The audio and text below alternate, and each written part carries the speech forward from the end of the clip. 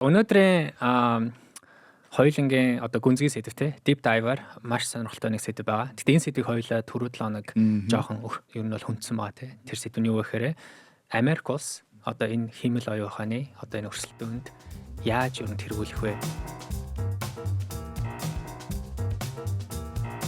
За энэ тэргүүлэх гэдэг тал дээр одоо маш том одоо action plan бол гарсан байгаа тий. Тэгээд би нөгөө All In гэдэг подкаст аяга үздэг байхгүй юу. Тэгээд All In подкаст болохоор саяхан маш том химэл оюухны конференц Америкт хийсэн. Тэгээд тэр конференц ингээд баг 5-6 цаг тий бүгдийг ингээд үзээд дуусчаад хамгийн сүүлийн цаг дээр Америкийн ерөнхийлөгч ингээд гарч ирээд тэгээд яг өөрийнхөө одоо тий Америк улсын химэл оюухны тал дээр хийж байгаа бүх одоо action plan-уудаа ингээд гаргаад танилцуулаад тэгээд яг дуусахтаа болохоор тэр нөгөө биелээ яг гарын үсэг ингээд зурч илээ тий. Тэр нь болохоор дундаа баг 90 action item тач юм уу тий нэг тийм том 28 оц тий тийм гарсан байсан. За тэгээд тэрийг хоёлаа өнөөдөр илүү дэлгэрэнгүй ер нь бол ярих гэж бодож байна. Чиний бодлоор. Надад би ингээ оюутан байхдаа нэг пейпер бичижсэн. Тэгээ энийг нэг ярих жижигхэн хэсэг олцчихосоо гэж бодоод. Тэгээд энэ AI action plan гэдэг чинь өнгөрсөн одоо баг 2-7 хоногийн өнгөрсөн үгэлтэй юу яасан танилцуулагдсан.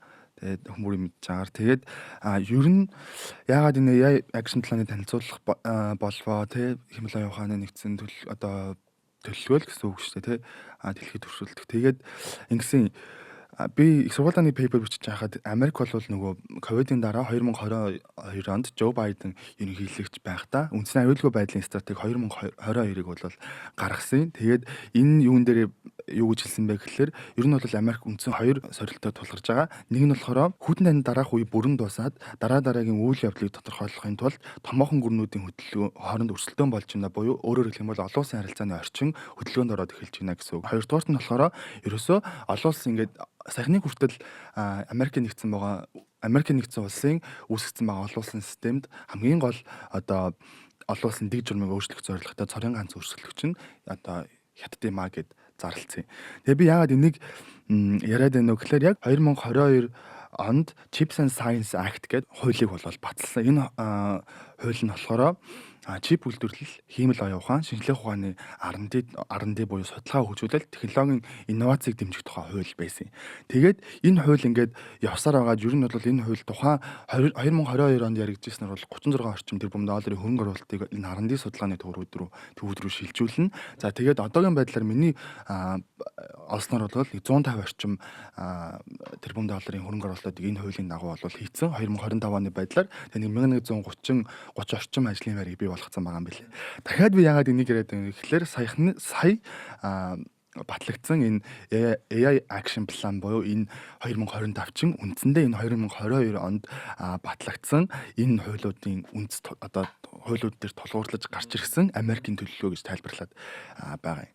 За тэгэхээр таны ингээ харж байгаагаар ер нь яагаад энэ AI action plan 2025-ыг гаргах болов гэдэг дээр хууль ярив. AI action plan яагаад гарсан бэ гэх юм бол үндсэл нь угаасаа амар ойлгомжтой тий. Тэгтээ тэргөө химэл оюун ухаан одоо хамгийн чухал салбар. Тэгээд энэ салбарт тэгтээ тэргөө Америк улс одоо тэргүүлэх хэрэгтэй. Тэгээ тэр нь бол ингээ асуулт биш. Тэгэхээр тэргүүлэхийн тулд одоо яаж тэргүүлэх ёстой вэ? Тэгээ тэнд засгийн газрын оролцоо ямар байх вэ? Тэгээд энэ химэл оюун ухааны яаж одоо регуляц хийх вэ гэх тий. Тэр тал дээр ерөнхийдөө бол энийг гарсан байгаа.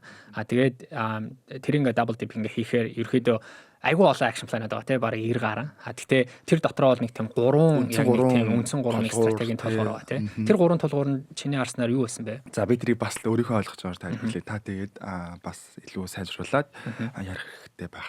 Нэгдүгээрт бол мэдээж инновац өнгөрсөн дугаар дээр ярьсан инновацийг түргэсэх нь буюу одоо тий шинээр гарч ирж байгаа химэл оюун ухааны одоо бүтэц одоо гарч ирж байгаа хөгжүүлэлтээр бол илүү хөгжүүлэлт хийж ажиллана. Засгийн газраас бол дэмжиж ажиллана. Нөгөөх нь бол дэд бүтцийг хөгжүүлнэ буюу миний ойлгож байгаагаар болвол Америкийн нэгдсэн улс энэ гэхдээ инновацтер орсон байсан билүү. Америкийн нэгдсэн улс бол нөгөө химэл оюун ухаантай холбоотой бүтээгдэхүүн болон шинээр гарч ирж байгаа технологиуд дээр авах одоо тий жагсаалт одоо хууль зүйн ямар нэгэн бичиг баримтын тоог бол багасна гэсэн байсан. Мөн тэ байсан.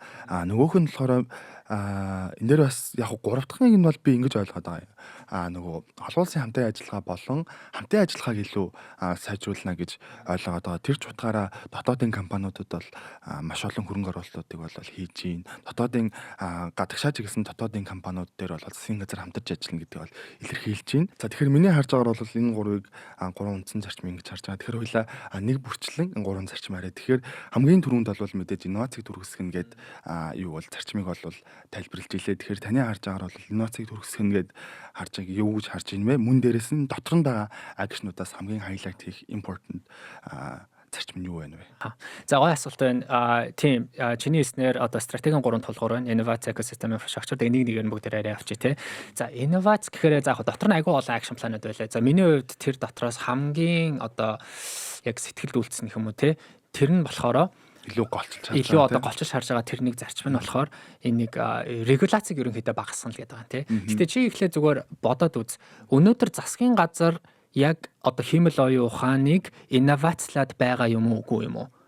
Гүү штэ. Ер нь бол тий. Энд чинь засгийн газарт инновацийг өнөөдөр зүгээр одоо бий болгоход дэмжлэг үзүүлэх ёстой одоо entity баггүй тий. Яг өнөөдөр хиймэл оюун ухааны инновац хийгээд байгаа нь бол нөгөө нэг том big tech компаниуд тий. За тэр Meta байна уу, Google байна уу, тий, Apple байна уу. Эдгээр чинь яг одоо хиймэл оюун ухааны инновацийг бол бий болгоно.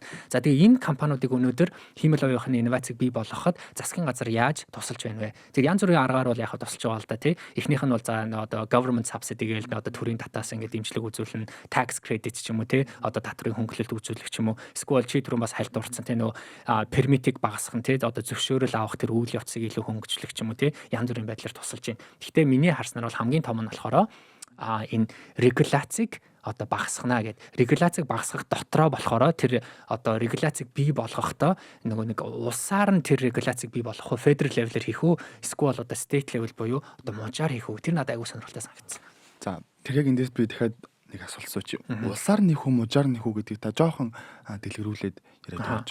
За энийг ингээд дэлгэрүүлж ярихад те ямар нэгэн хууль одоо Америк улсад гаргахдаа нэг бол ингээд яг state level буюу ингээд биш мужаар хийдэг, нэг бол ингээд улсаар хийдэг. За хамгийн том нэг жишээ бол одоо нөгөө abortion гэдэг те одоо эмэгтэй abortion тэр бол ингээд мужаар байдаг жишээ нь. Тэр бол яг улсаар бол биш те. За хиймэл оюун ухааныг өнөөдөр улсаар хийнэ гэдэг нь одоо яг нэг одоо хиймэл байхаа нэг хууль регуляц гарна. Тэрийг болохоор бүх одоо мужууд дагаж мөрдөх ингээд ёстой тий. Тэрний одоо нэг сайн талж байгаа бас сул талж байгаа гэж шинжээчид бол харж байгаа. За сайн тал нь юу вэ гэхээр тэгтээ тэргүй өнөөдөр чи яг Америк улсаараа одоо хиймэл оюун ухааныг одоо бусад орнуудтай ингээд өрсөлдөх байдлаар тий хоорондоо өрсөлдөд ялангуяа хятадтай тэгээд ингээд тэргүүлэх бол хичээж байгаа. Тийм учраас одоо энэ регуляц инновацийг болохоор улсаараа хийх нь бол маш зөвөө тэгснээрээ одоо нөгөө нэг дэлхий дээр өрсөлдөх чадвар нь болохоор сайн байна гэж бол харж байгаа. Тэгтээ энэ дээр бас зөндөө олон бас сул талууд бас хальт харагдаж байгаа юм шиг байлээ. Таны хувьд аль нь байвал зүгээр гэж бодож байна. За миний хувьд өстой аль нь сайн ёстой бүү мэдээ. Гэтэ яг зөвөр чи сул талуудыг ингээ хараад үзэх юм бол нэгдүгээрт хэрвээ энэ хиймэл оюухны регуляцийг улс даяар нь ингээ хийх юм бол тэр нөгөө нэг засгийн газарт маш их одоо хүч өгч байгаа байхгүй тий. Тэгэхээр за засгийн газар маш их хүч өгж ийна гэдэг чинь өөрөө ямар нэгэн мэдээлэл бас тэр чигээрээ илүү нөгөө biased болно гэж ярьдаг тий. Biased гэж магадгүй. За энэ дээр шам зүгээр нэг жишээ хэлэхэд тий. За Трамп administration буюу одоо ингээд Америкийн одоогийн одоо энэ засгийн газар чинь болохоор дөнгөцсөн маш том нөгөө нэг хуулийг баталсан. Тэр нь болохоор Big Beautiful Bill гэдэг нэг байгаа тий. За Big Beautiful Bill бол ингээд маш бас тийм маргаантай асуудал.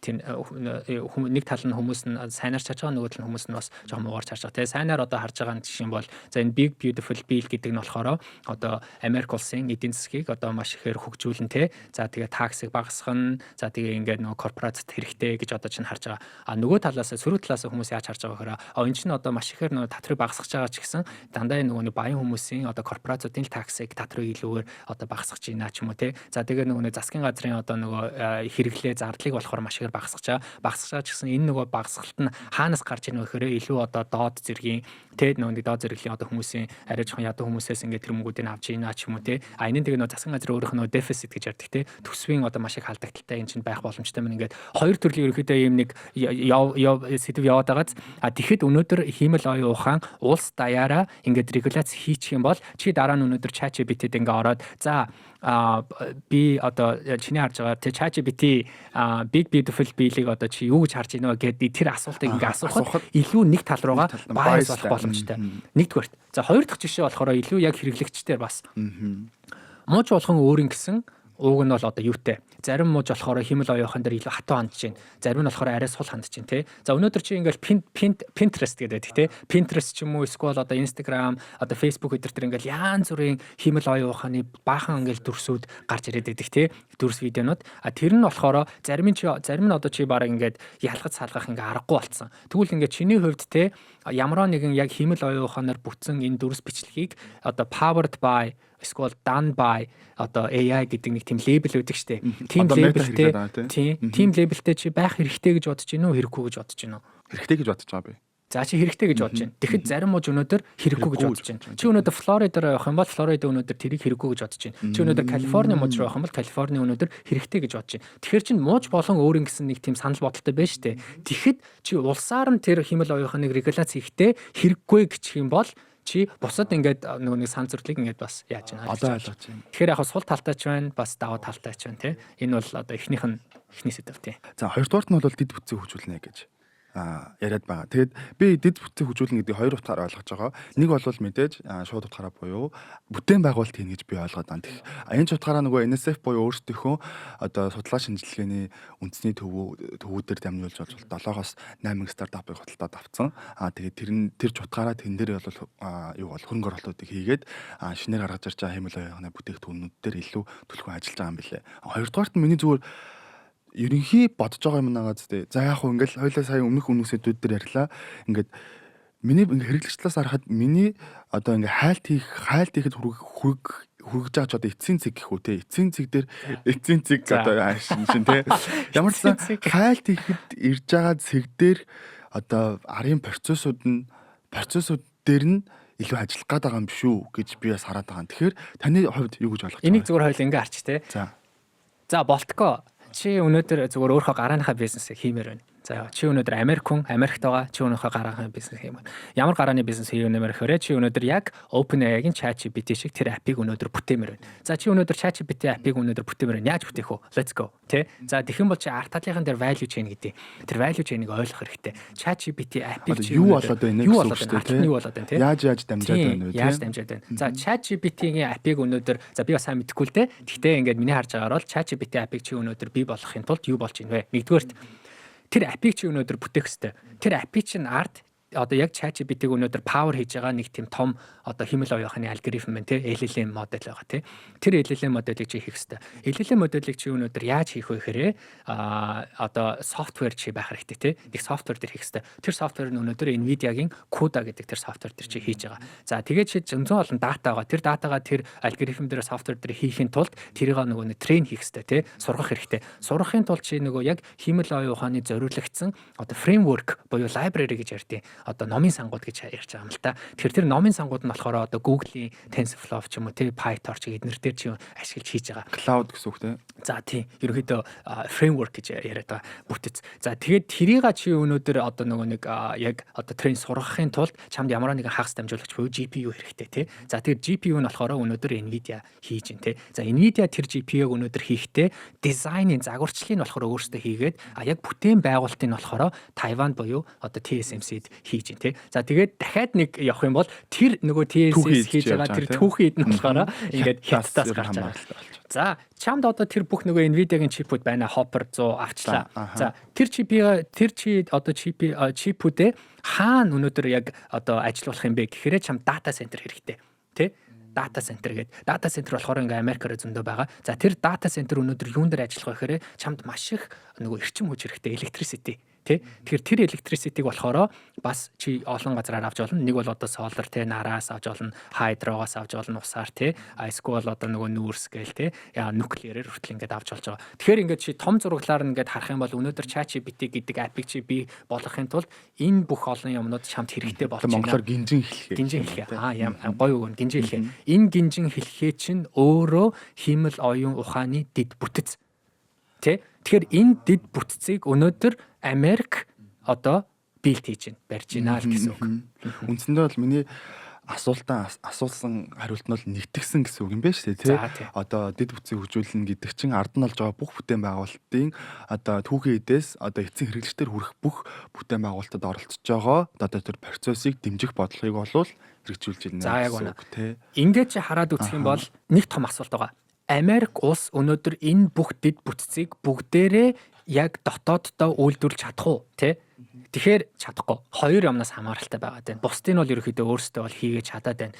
Яг чиний хэлснээр хоёр юм дээр дутаад байна. Нэг нь болохоор яг одоо тэр Nvidia-гийн тэр чипийг дизайныг нь бол хийж чадаад байна, загварчлалыг гаргаж чадаад байна. А яг тэр угсралт үйлдвэрлэлт нь болохоор яхаарахгүй өнөөдөр Тайванд буюу TSMC-д маш их хамааралтай байна. Тэр нэгдүгээрт. Хоёрдугаар болохоор яг чиний хэлсэн тэр одоо ховор элемент гэдэгтэй монголоор газрын ховор элемент. Газрын ховор элемент өнөөдөр яах аргагүй хятадаас авах шаардлагатай байна, хамааралтай байна. Хятад нь өөрөө газрын ховор элемент дээр дэлхийн зах зээл дээр 90% байна. За тэгээ буцаад хоёул акшн план руу оръё. За энэ одоо ховор элемент болон одоо энэ GPU болохоор за Тайван болон Хятадтай хамааралтай байна. Тийм учраас ингээд зүгээр суугаад байх уу гэвэл бас үгүй. Тэгэхээр тэрэн дээр энэ акшн план чинь болохоор бас ингээд одоо solve хийх ингээд бас юмнууд гаргасан байгаа, зарчмууд гарсан байна. За ямар зарчмууд байна нөхөр зүгээр хайлт дуртахад те. Юун дээр нэхлээрээ. За чипийг бүтээн байгуулах тэр одоо manufacturing том плантууд байна шүү дээ. Тэр плантуудыг onshore гэж хэлж байгаа. Onshore гэдэг нь болохоор Америкийн одоо хөрсөнд рүү аваачих. Тэ. За тэгэн гот өнөөдөр тех боломжтой.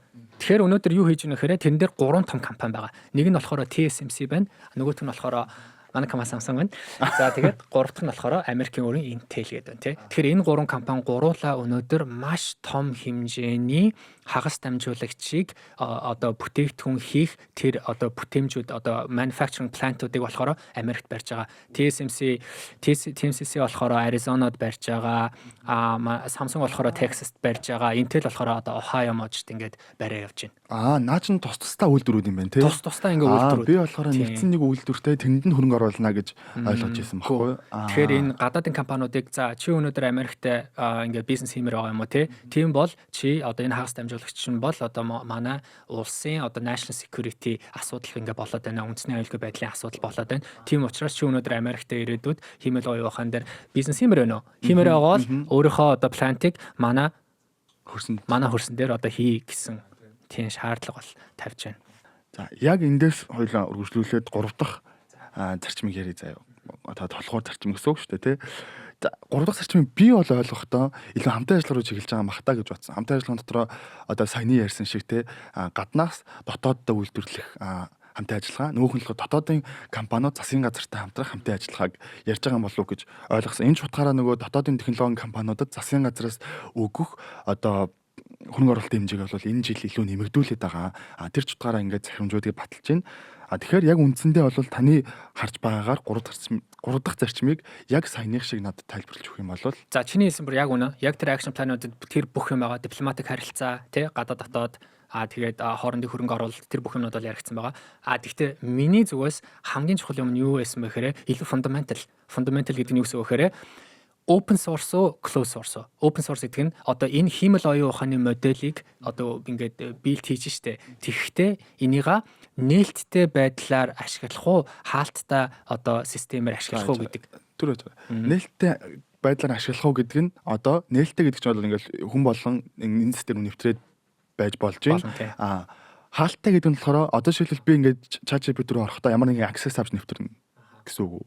За арай жоох өөр тий. Арай жоох өөр. За open source, closed source гэж яриавч тий. За open source, closed source гэдэг чинь зөвхөн энэ хиймэл оюун ухаан дээр яригадаад байгаа сэдв бол биш. Энэ чинь ерөөсөө баг динозаврын үед ихэнх цаашин тий. For back in the чамаа төрхөөс хамаагүй өмнө 1980-аад онд ерөөхдөө би бас ойлголт юм шиг байгаа юм. Тэгэхээр хамгийн анх 1900 ерөөхдөө за 3 төрлийн том ингээд одоо технологийн хувьсэл боллоо. Эхнийх нь болохоор компьютерийн хувьсэл. Хоёр дахь нь болохоор одоо юу смартфон тий утасны хувьсэл, гурав дахь нь болохоор за maybe интернет. Тэгээд одоо болохоор ингээд хиймэл оюухны хувьсэл болж байна. За энэ хувьсэл болгон дээр өнөөдөр open source, closed source гэдэг ойлголт угаасаа байсан. Тэ? За хамгийн ихнийх нь 1980 онд болохоор 2 компани байсан. Нэг нь болохоор юу Apple, нөгөөх нь болохоор Steve Jobs-ийн Apple, нөгөөх нь Bill Gates-ийн Microsoft байсан тий. Тэр хоёр өнөөдөр хоёр өөр модельтэй байсан. Steve Jobs өөрийнхөө Apple гэдэг одоо PC-г одоо тий бий болгохдоо closed байдлаар тэр бүх юм нь болохоор хаалттай ингээ экосистемээр өөрөө тэр одоо бүтээгдэхүүнийг гаргасан. Microsoft болохоор Windows те. Windows гэдэг одоо үйлдвэрлэлийн системийг болохоор нээлттэй байлгасан. Нээлттэй байлгана гэдэг нь юу гэсэн үг вэхээр дараа нь за чи PC хийдэг ийм нөгөө hardware manufacturer хүмүүнүү те тэгэх юм бол чи хүрээ дээр миний Windows-ыг ингээд өөрөө ашиглаа гэд тэрэн дээр одоо чинь IBM орж ирсэн байна, Lenovo орж ирсэн байна, өөр ингээд зөндөө олон компаниуд орж ирээд өөрсдийнхөө тэр Windows-ын үйлдвэрлэлийн системийг ингээд аваад тэрэн дээрээ ингээд хөгжүүлээд тэгээд ингээд PC гаргасан те. Тэгснээрээ өнөөдөр Bill Gates тухайн үедээ хамгийн одоо баян хүн болж чадсан. Ягаад гэвэл тэр өөрийнхөө үйлдвэрлэлийн системийг тэр бүх ингээд нөгөө нэг бүтээн байгуулагч компаниуд руу болохоор лиценз лайсенс хийгээд те тэрэн дээрээ болохоор айгүй гой бас нөгөө аппликейшнүүд ирнэ бэлдээ. Тэр нь болохоор нэг нөгөө Internet Explorer байна. За тэгээ Microsoft Office гэх те тэр нөгөө юу Office одоо Excel те тэд нар Word тэд нар бүгдийн PowerPoint бүгдийг ингээ хийгээд тэрнээсээ болоод тэр яг энэ open ecosystem гэдэг байдлаар өнөөдөр Bill Gates Microsoft явснараа зах зээлийн одоо бараг 90% бол эзэлж исэн байсан. За энэ бол PC market. Утасны маркетыг хальт ярив заяа. Утасны маркетер болохоор бас яг хоёр байгаа. Apple-ийн одоо iOS гэдэг үйлдвэрлэлийн систем байна. За Apple-ийн Steve Jobs 2007 онд хамгийн анх iPhone гэдэг утсыг гаргахад маш том тийм fear үүссэн. Тэр айдас үүссэн. Тэр айдас нь болохоор Google-ийн талаас. Google болохоор oh my god за Apple ингээд шууд тэргүүлээд эхэллээ. Одоо Apple-тай бид нар ямар нэгэн байдлаар зэрэгцэхийн тулд өөрийн бас үйлдвэрлэлийн системийг бий болгох хэрэгтэй. Тэгээд өөрийнхөө үйлдвэрлэлийн системийг болохоор open байлгах хэрэгтэй гэд Android-ыг гаргаад тэгээд Android-ыг яг адилхан одоо утас үйлдвэрлэгч компаниуд руу энийг чи бүр лицензч биш. Чи энийг зүгээр free зүгээр үнэн төлбөргүй ашиглаа гэх. Тэрэн дээр шууд Samsung, Huawei, Oppo бүгд орж ирэнгуутаа яг Android-ийн одоо үйлдвэрлэлийн систем дээр маш том тэр нөгөө нэг экосистемийг бий болгосон. Тэгтээ Google тэндээс яаж мөнгө хийсэн бэ гэхээр үйлдвэрлэлийн системээс гэхээсээ илүүтэйгээр тухайн утсанд Android экосистемийн утас байгаа бол тэрэн дээр дагалдах одоо апп-ууд нь бүгд дефолт байдлаар орж ирсэн. Тэр нь болохоор Google Search Engine, YouTube, Gmail, одоо Google-ийн өөрийнх нь бүх аппликейшнуд гэсэн үг. Тэндээс болохоор нөө зар сурталчилгаа буюу одоо айдаар ингээ маш их мөнгө хийж дээ. Тэгж ерөнхийдөө орж ирээд Google өнөөдөр буюу Android экосистем чинь нийт утасны зах зээлийн 72% одоо эзлэгүнтэй байна. За, fast forward буюу өнөөдөр бүгдээрээ хэмэл оюухан дээр ирлээ. Америк улс юу ч харж байгаа гэхээр за бусад ингээд үйлдэлүүдийг харлаа, салбаруудыг харлаа.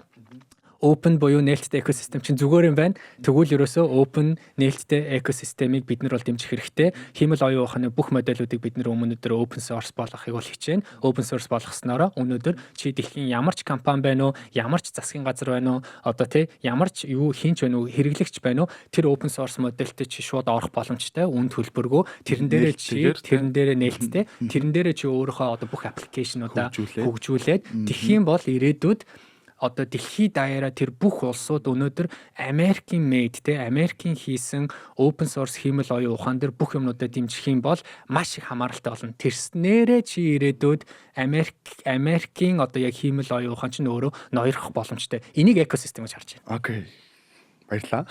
За эцэст нь хэлэхэд тэгээд ер нь бол мэдээж Америк бол маш том одоо хөрөнгө оруулалт те хэмэл оюухан руу гарч ийн. Энэ хэмэл оюухан бол яхаарахгүй одоо технологийн одоо дараачийн хувьсэл бол болсон байна. Тэгээд юу болох нь харцгаая тий. За тэгээд хоёулаа энэ удаагийн дугаараа өндөрлөе. За тэгээд өгч байна. Манай хугацаас дууссан байна. Тэгээд магадгүй хоёулаа эх 7 хоногт их хаттын бас энэ зах зээлийг ярьсан ч бас болох бах. Тэгээд манай сонсогчд бас доор сэтгэл комент асуух зүйл байх юм бол эсвэл магадгүй фидбек байх юм бол доор бас үлдээгээрэй тий. Яа тэгэхээр маш их баярлалаа. Тэгээд дараа 7 хоног ч гэсэн хоёулаа ингээ янз бүрийн гоо сэдвүүд ингээ уншиж байгаа болохоор хэрвээ та нар ямар нэгэн сэдвээр бид хоёроо одоо яриулмаарч байгаа бол тий доор ингээ фидбекээр үлдээгээрэй. Тэгээд бид нар тэр бас сэдвүүдийг ингээ хараад өөрсдөө сэдвүүдээ сонгоод тэгээд дараа 7 хоног уулзцаая. За баярлалаа. За баяртай. За удахгүй болцсон.